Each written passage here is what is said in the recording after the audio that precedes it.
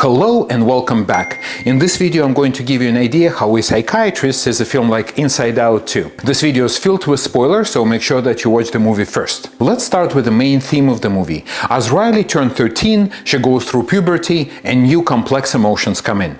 Now, interestingly, according to American Psychological Associations, the new emotions are actually emotions, and the old simple emotions, I suppose, they are actually feelings. A lot of people believe that it's actually opposite, but I go by Psychological Association. So here how it goes. The feelings are something that we experience right now in the moment. For example, I may feel scared or I experience fear looking into this camera and trying to make this video, and I may experience joy when I finish.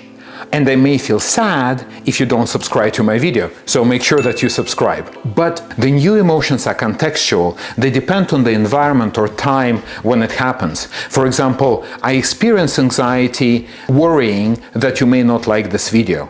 I may experience embarrassment if I mess something up and you notice that.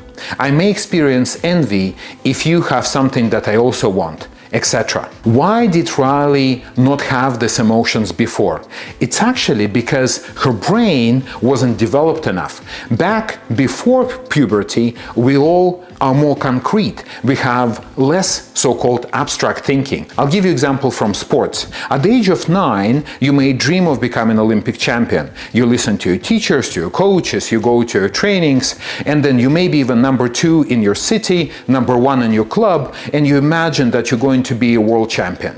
But when you turn 13, all of a sudden you appreciate that there are many cities in the world. And if you're number 2 in your city, you're probably not going to be number 1 in the world. And then you look around and you see all of these people working even harder than you do. So you understand that either you have to work even harder than you had been, or you should focus on something else. That is why we develop these complex emotions at the age of puberty, and that is why in Inside Out 2, these emotions come in. Let's start with anxiety. We all have a job to do. You make Riley happy, sadness makes her sad, fear protects her from the scary stuff she can see, and my job is to protect her from the scary stuff she can't see. I plan for the future. Oh, I can show you. You're gonna love this. I was using that as a cup holder. Okay, so my team has run all the data and we're looking at the following likely scenarios. As you can see with this little clip, that anxiety actually protects Riley from dangers that she cannot see or the dangers that actually have not happened yet. I'm Envy. Oh, look at your hair. Oh yeah, not happening.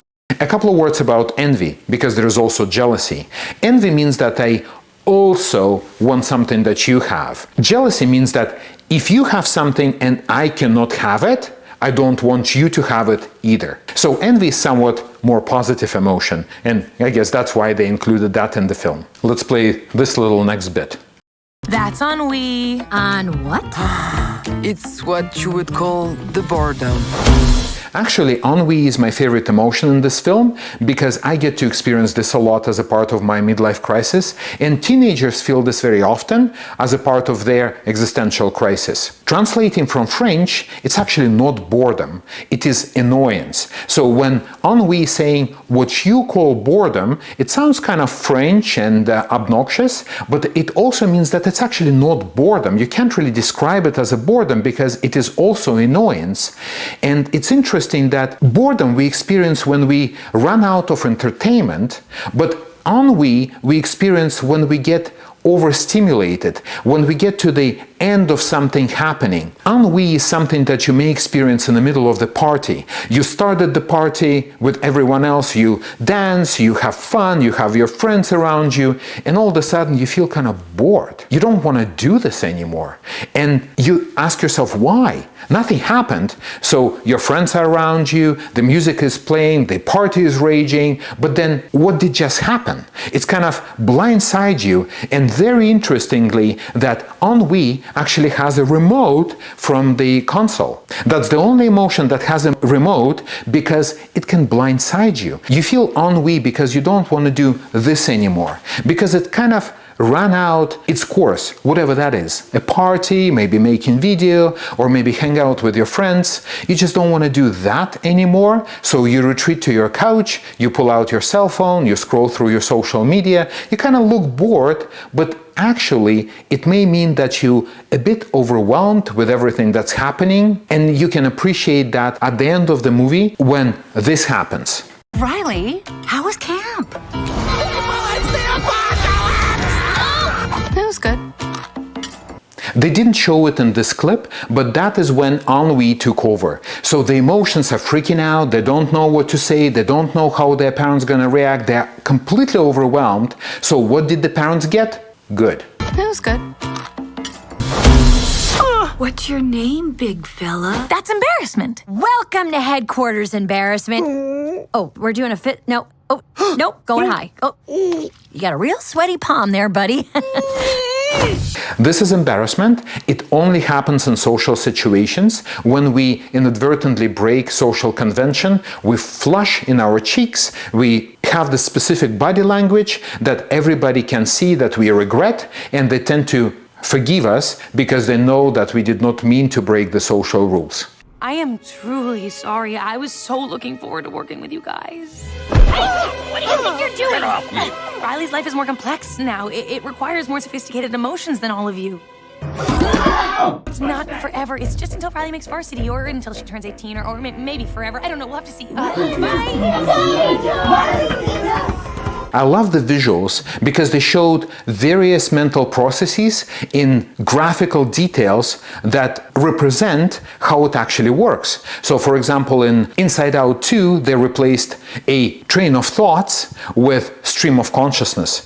It is very different processes. For example, train of thoughts is something that you do intentionally, something that you think through and you get your train of thoughts.